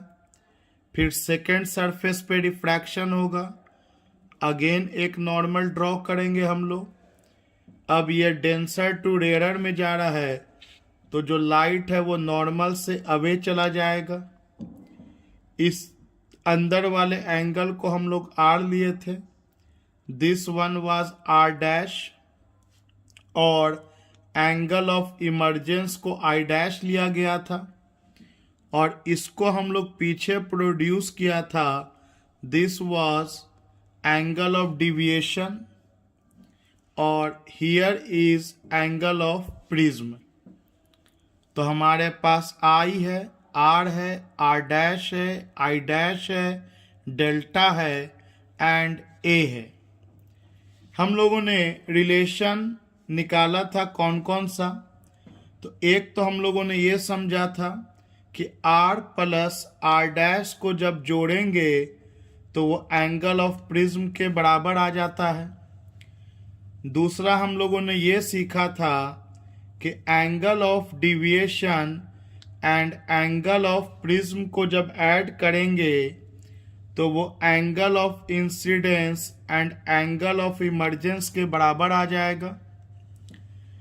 तीसरा हम लोगों ने ये जाना था कि in case of minimum deviation, जब मिनिमम डिविएशन का बात होगा तब आई का वैल्यू आई डैश के बराबर हो जाएगा, आर का भी वैल्यू आर डैश के बराबर हो जाएगा और इस डेल्टा एम का फॉर्मूला आ जाएगा आई प्लस आई 2i माइनस ए हो जाएगा। और यहाँ भी आपको r plus R equal to A मतलब 2r इक्वल टू ए हो जाएगा। इसके अलावा हम लोगों ने एक फॉर्मूला निकाला था, mu equal to sine angle of minimum deviation plus A by 2 divided by sine A by 2। ये सब मिनिमम डिविएशन के केस में हम लोगों ने जाना था और ये भी जाना था कि मिनिमम डिविएशन के केस में जो प्रिज्म के अंदर रे होगा वो बेस के पैरेलल हो जाएगा। इसके अलावा हम लोगों ने सीखा था कि एंगल ऑफ इंसिडेंस अगर स्मॉल हो तो डिविएशन का फॉर्मूला म्यू माइनस 1 इंटू ए भी होता है। और फाइनली हम लोग अंत में देखा एंगुलर डिस्पर्सन, जो दोनों एक्सट्रीम कलर के डिविएशन के डिफरेंस के बराबर होगा, और एंड डिस्पर्सिव पावर जो angular dispersion and mean deviation का रेशियो होगा। So these are the basic formulae which we have studied। Important ये है कि फॉर्मूला के साथ ये डायग्राम भी आपके ब्रेन में बहुत क्लियर रहना चाहिए कि कहाँ पर आई लिया गया, कहाँ पर आर, कहाँ पे आर डैश और कहाँ पर आई डैश लिया गया। So now let us solve few numericals related to all these formulae। पहला सवाल, calculate the refractive index of the material of an equilateral prism for which angle of minimum deviation is 60 degree। तो सबसे पहली बात तो ये notice करेंगे कि प्रिज्म हमारा इक्विलैटरल है। दूसरा ये नोटिस करेंगे कि जो केस दिया है वो मिनिमम डिविएशन का दिया है। तो अब इसी में से आपका सिलेक्शन करना है मिनिमम डिविएशन में। तो आपको रिफ्रैक्टिव इंडेक्स निकालना है। मिनिमम डिविएशन आपको दे रखा है क्वेश्चन में 60 डिग्री, और क्योंकि इक्विलैटरल ट्रायंगल बोल दिया तो एंगल ऑफ प्रिज्म भी 60 डिग्री हो गया, क्योंकि इक्विलैटरल ट्रायंगल का तीनों एंगल 60-60 डिग्री का होता है। तो अब तो बस ये सिंपली एक फॉर्मूला बेस्ड क्वेश्चन है जिसे हम लोग सॉल्व कर सकते हैं। Mu equal to sine angle of minimum deviation plus angle of prism by 2 divided by sine angle of prism by 2। So sine angle of minimum deviation according to question is 60 degree. Angle of prism will be 60 degree because of equilateral triangle divided by 2 by sine 60 degree by 2. तो ये हम लोगों को आ जाएगा 60 60 120 sign 120 degree by 2, मतलब sign 60 degree ऊपर बचेगा and नीचे बचेगा 60 बाई 2, मतलब साइन 30 डिग्री। साइन 60 डिग्री का रूट 3 बाई 2, साइन 30 डिग्री का 1 by 2। So finally we get refractive index as root 3 means 1.732। तो it was direct formula based question. आइए अगला सवाल देखते हैं। अगला सवाल है, a ray of light passes through an equilateral glass prism such that the angle of incidence is equal to the angle of emergence. If the angle of emergence is 3/4 times the angle of prism, calculate पहला में angle of deviation, दूसरा में the refractive index of glass prism. तो आप deviation का minimum वाला formula तभी लगाइएगा जब वो मिनिमम डिविएशन का केस हो, अदरवाइज जनरल फॉर्मूला से बनाना होगा। लेकिन इस सवाल को अगर आप ध्यान से पढ़िएगा तो लिखा है कि एक इक्विलैटरल ग्लास प्रिज्म है, तो इक्विलैटरल होने के कारण एक बात तो कंफर्म हो गया कि एंगल ऑफ प्रिज्म आपका 60 डिग्री होगा। दूसरा बात ये लिखा है कि angle of incidence and angle of emergence आपका इक्वल है, और इक्वल वाला केस याद है हम लोगों को कॉन्सेप्चुअली कि मिनिमम डिविएशन का केस बन गया। तो ये केस मिनिमम डिविएशन का हो गया क्योंकि आपका angle of incidence and angle of emergence दोनों बराबर है, तो रे तो पैरेलल होगा बेस के। और ये भी लिखा है कि जो एंगल ऑफ इमरजेंस है वो एंगल ऑफ प्रिज्म के 3/4 टाइम्स है, मतलब angle of emergence according to question 3/4 times of angle of prism है। इसका मतलब कि 3/4 एंड एंगल ऑफ प्रिज्म तो 60 डिग्री हो गया, तो एंगल ऑफ इमरजेंस आपको 45 डिग्री निकल गया। 45 डिग्री आपका एंगल ऑफ इमरजेंस है। Now let us solve this question. तो बोलेंगे वी नो, हम लोग जानते हैं, तो हम लोग जानते हैं कि A plus delta equal to I plus I dash. तो एंगल ऑफ प्रिज्म तो आपका 60 डिग्री है, एंगल ऑफ डिविएशन पता नहीं, angle of incidence and angle of emergence बराबर है, और ये दोनों ही आपका according to question 3/4 times angle of prism के था, मतलब 45 degree. So directly write here 45 degree plus 45 degree.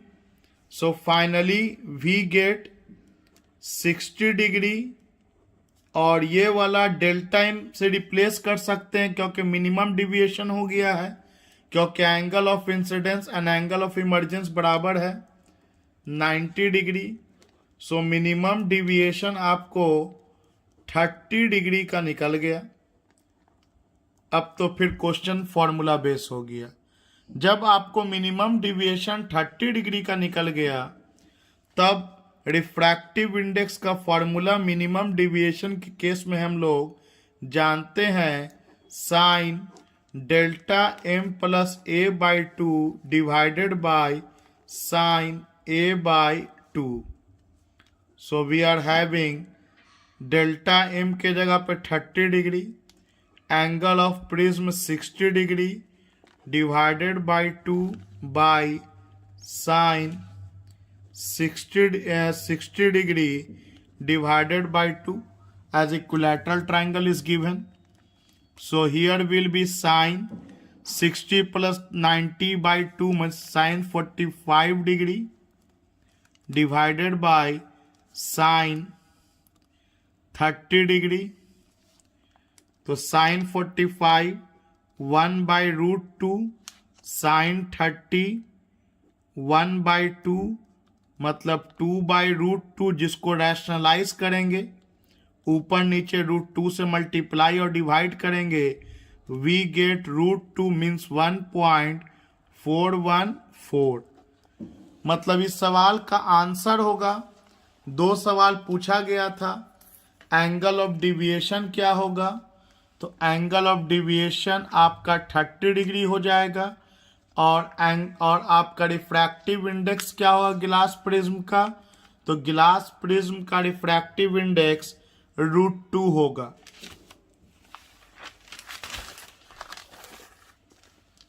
अगला सवाल है, a ray of light incident on an equilateral prism shows minimum deviation of 30 degree, calculate speed of light through the prism. तो अगर refractive index मिल गया तब तो speed of light निकालना आप जानते हैं, mu equal to c by v. तो आपको फिर वही काम करना है कि मिनिमम डिविएशन दे चुका है, एंगल ऑफ प्रिज्म 60 डिग्री पता है, तो आप सबसे पहले minimum deviation and angle of prism का यूज करके रिफ्रैक्टिव इंडेक्स पता कर लीजिए। और अभी अभी हम लोग सेम क्वेश्चन बनाए हैं जिसमें डिविएशन 30 डिग्री था और एंगल ऑफ प्रिज्म 60 डिग्री था, और उसका रिफ्रैक्टिव इंडेक्स हम लोगों को √2 निकल के आया था। तो इसको हम लोग लिख सकते हैं, एक बार फॉर्मूला मैं लिख देता हूँ, फिर डायरेक्ट आंसर इसका मैं लिख देता हूँ, क्योंकि कैलकुलेशन सिमिलर है जैसा कि इसके जस्ट पहले वाला प्रॉब्लम में था। On solving we will get √2। अब स्पीड ऑफ लाइट हमको कैलकुलेट करना इन ग्लास स्लैब, तो velocity of light in prism, तो हम लोग जानते हैं refractive index C by V होता है, तो V equal to C by mu, और speed of light in vacuum 3 × 10⁸ metre per second, refractive index 1.414 means √2, and you will get after solving 2.12 into 10⁸ meter per second. This will be speed of light in prism.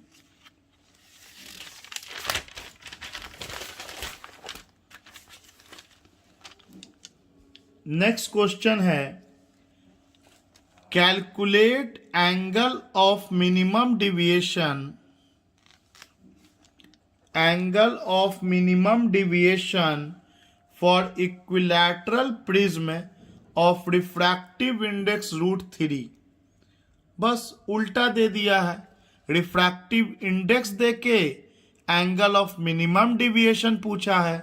तो आपको formula पता है कि mu equal to sine angle of minimum deviation plus A by two sine A by to.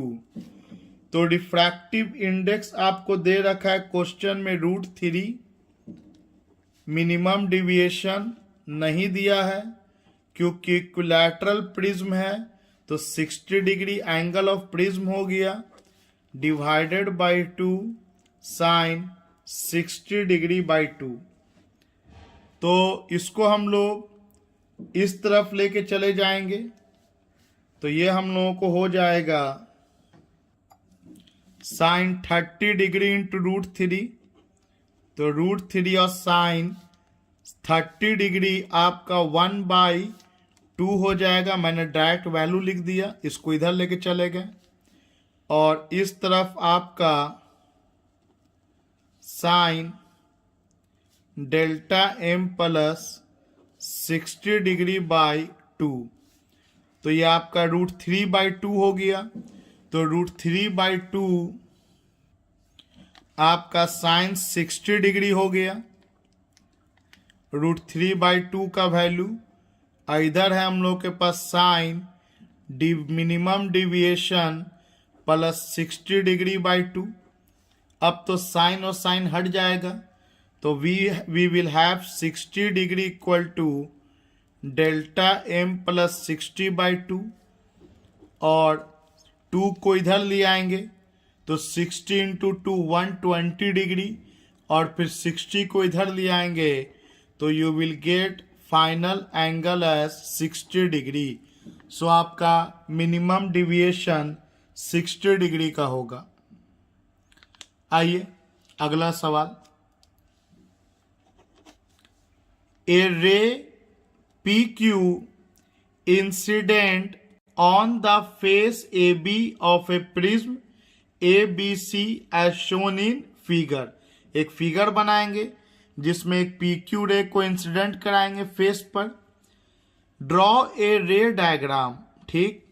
If the angle of prism is 60 degree and refractive index is √3, refractive index is √3, determine the value of angle of incidence and angle of deviation। और एक condition लिख दिया है कि AQ equal to AR।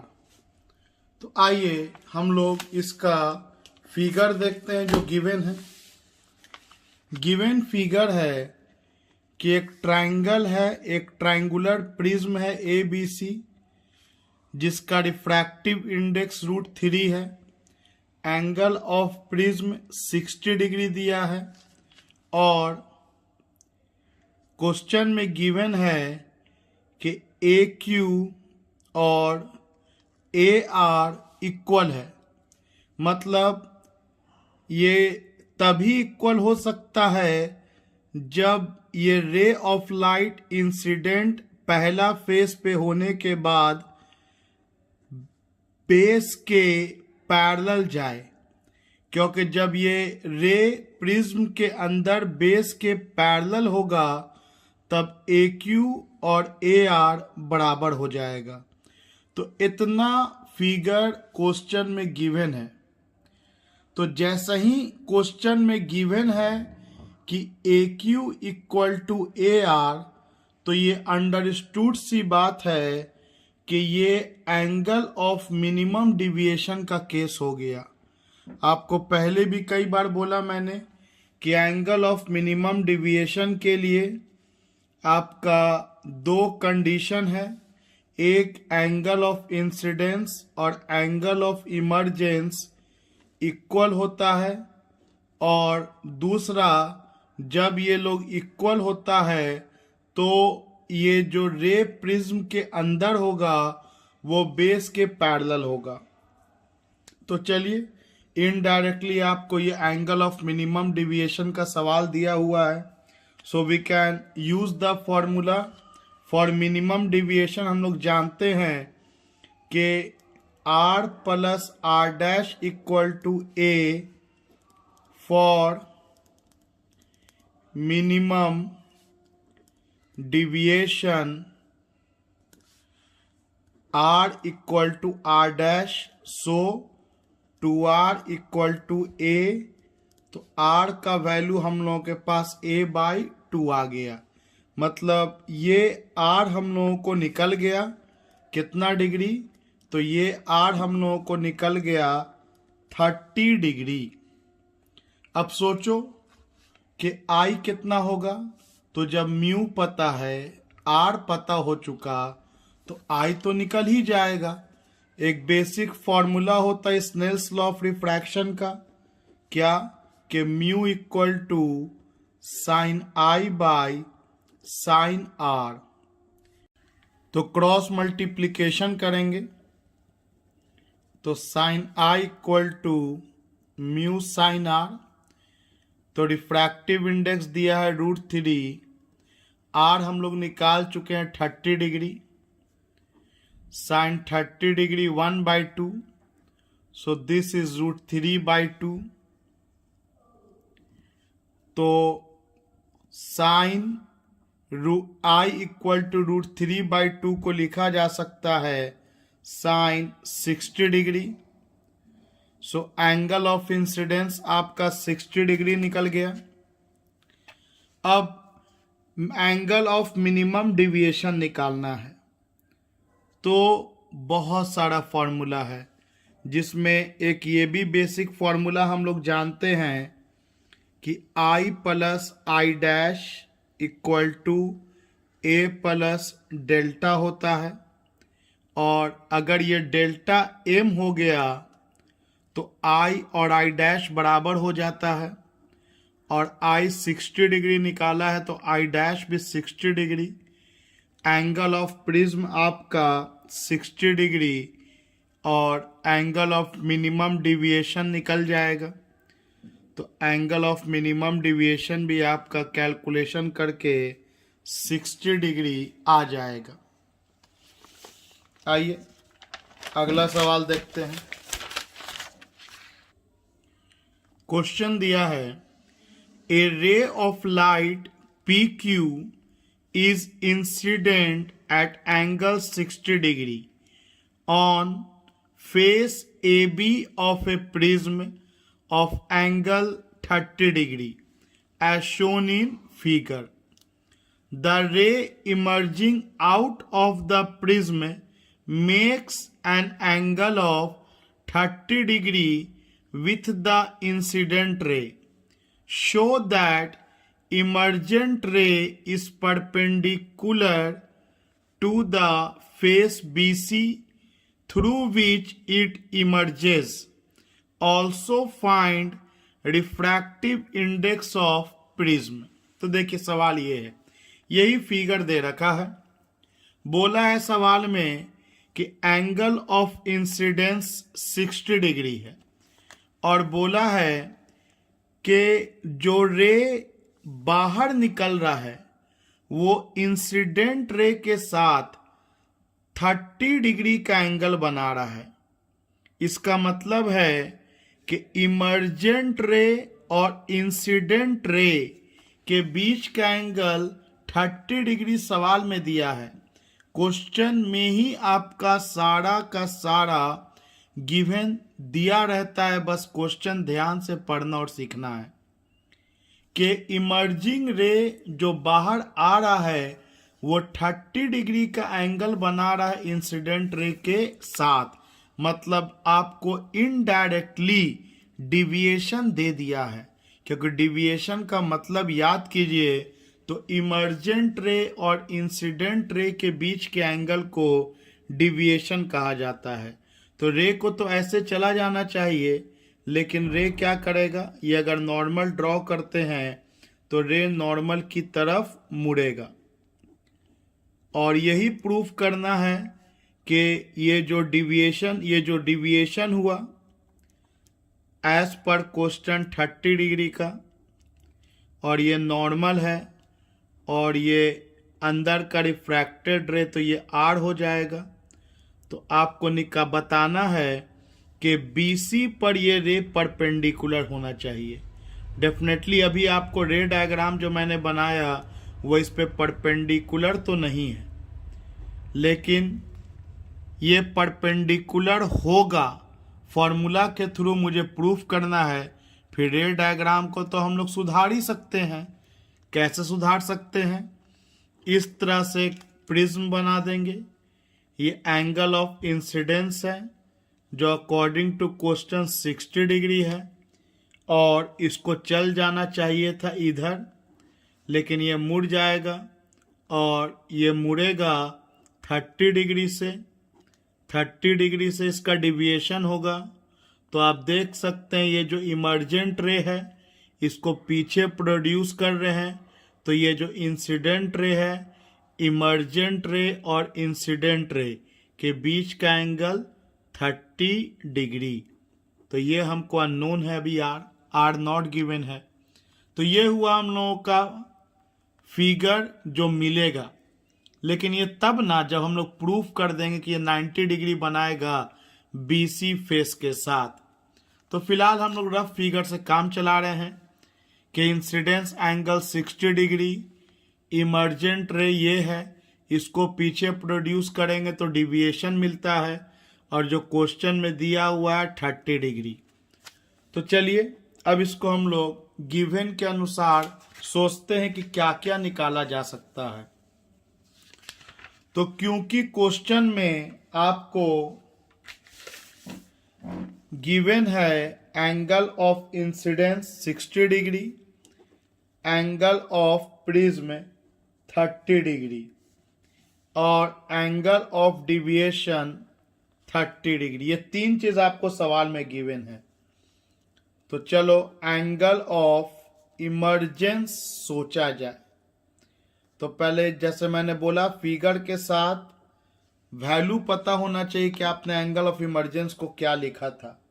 तो हमारे पास formula होता है delta plus A equal to I plus I dash. Definitely इस क्वेश्चन में मिनिमम डिविएशन के जैसा कोई वर्ड का इस्तेमाल नहीं किया है, so we can not use the formula of minimum deviation any more in this question.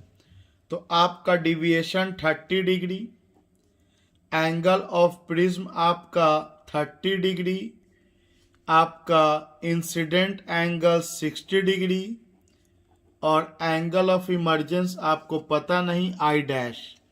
Clearly I dash जब सॉल्व कीजिएगा तो आपको ये 0 डिग्री आ गया।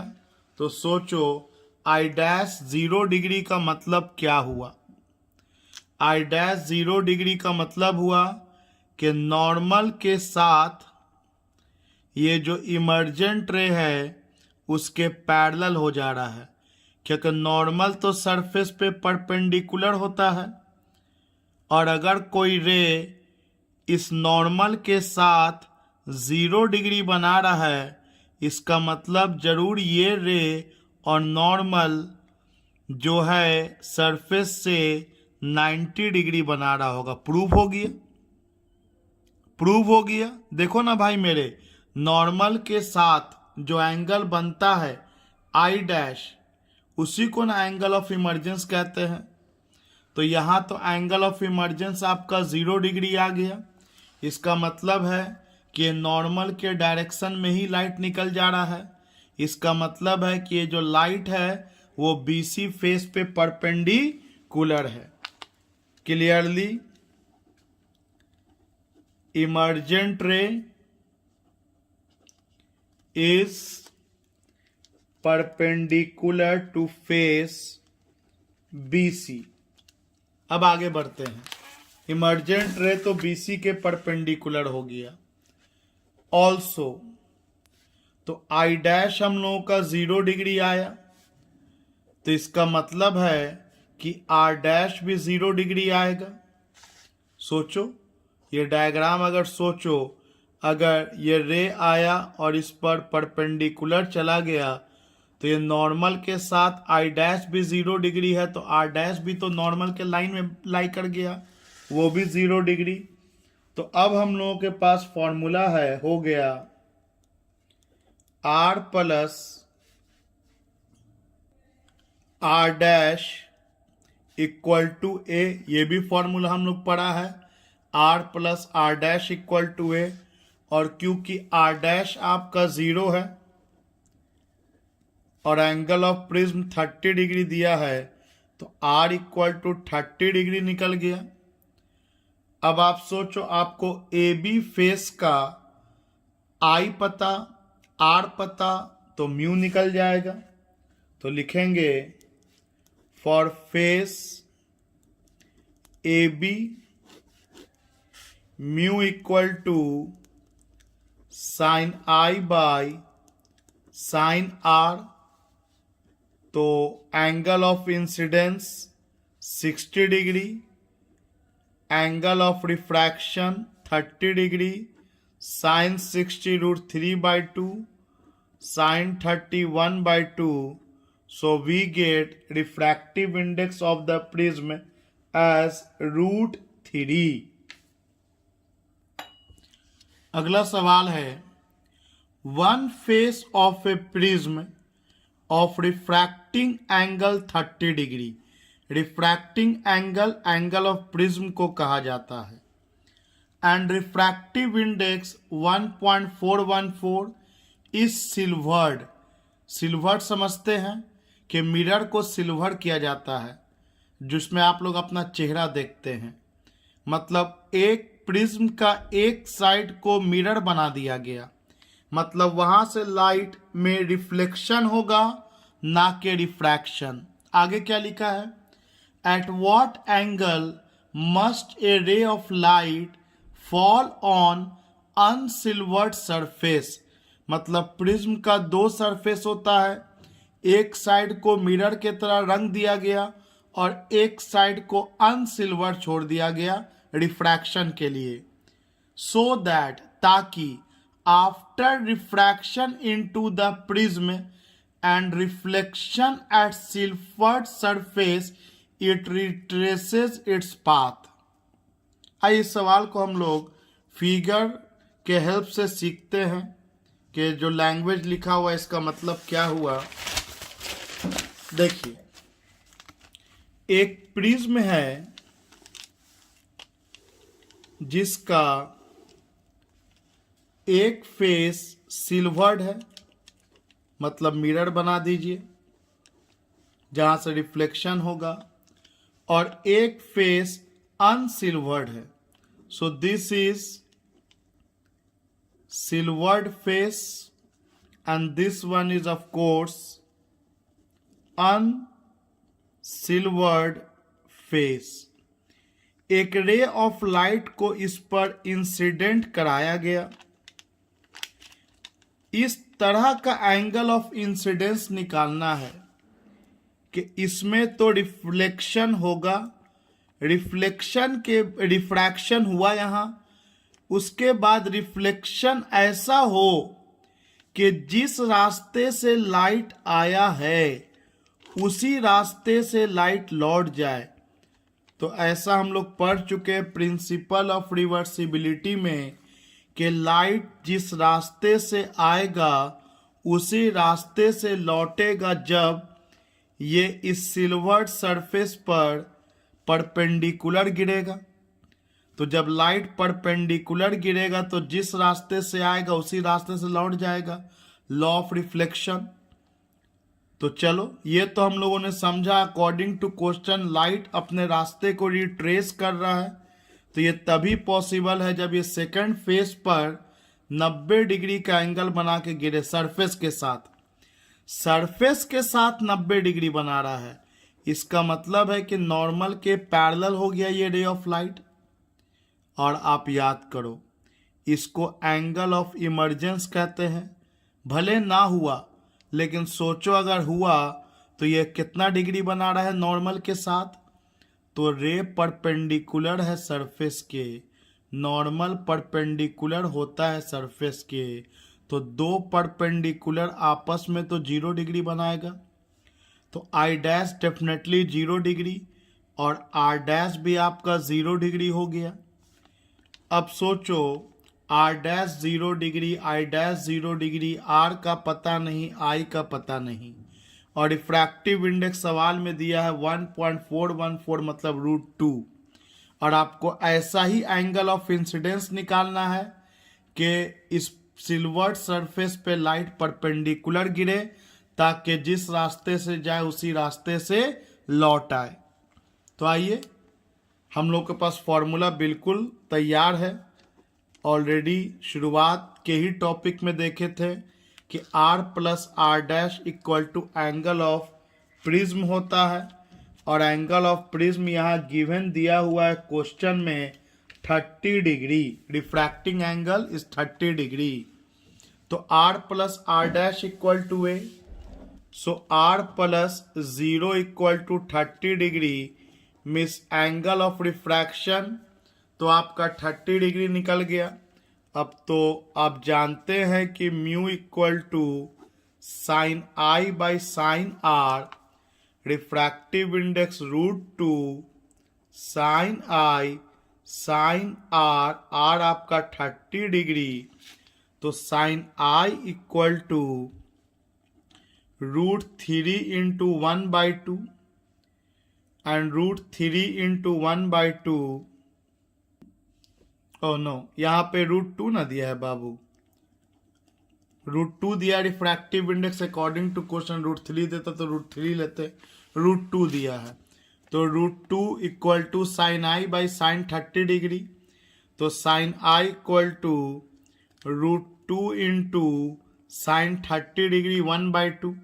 तो √2/2 को रैशनलाइज करेंगे तो हम लोगों को 1/√2 आ जाएगा। ऊपर नीचे √2 से मल्टीप्लाई और डिवाइड कीजिए तो 1/√2 होता है साइन 45 डिग्री का। इसका मतलब एंगल ऑफ इंसिडेंस होना चाहिए 45 डिग्री। मतलब ओवरऑल अगर बोले तो 45 डिग्री के एंगल पे लाइट इंसिडेंट किया, मुड़ गया नॉर्मल की तरफ 30 डिग्री का एंगल बनाते हुए, और जब ऐसा हुआ तो लाइट इस मिरर के सरफेस पर परपेंडिकुलर स्ट्राइक करेगा और फिर जिस रास्ते से गया है उसी रास्ते से लौट आएगा। इसी में अगर आपसे डिविएशन पूछा जाता तो डिविएशन का मतलब क्या होता है, जिधर लाइट जा रहा है और जिधर फाइनली मुड़ गया। तो आप देख सकते हैं कि लाइट जा रहा था इधर और मुड़ गया इधर, तो ये आपका निकल गया 45 डिग्री, ये आपका निकल गया 30 डिग्री। इसका मतलब डिविएशन आपका 15 डिग्री का हुआ, क्योंकि ये आई होगा तो वर्टिकली अपोजिट एंगल ये भी आई होगा। तो ये आपका है 45, ये 30, इसका मतलब ये एंगल डिविएशन है which will be equal to 15 degree. हालांकि ऐसा कुछ पूछा सवाल में नहीं था।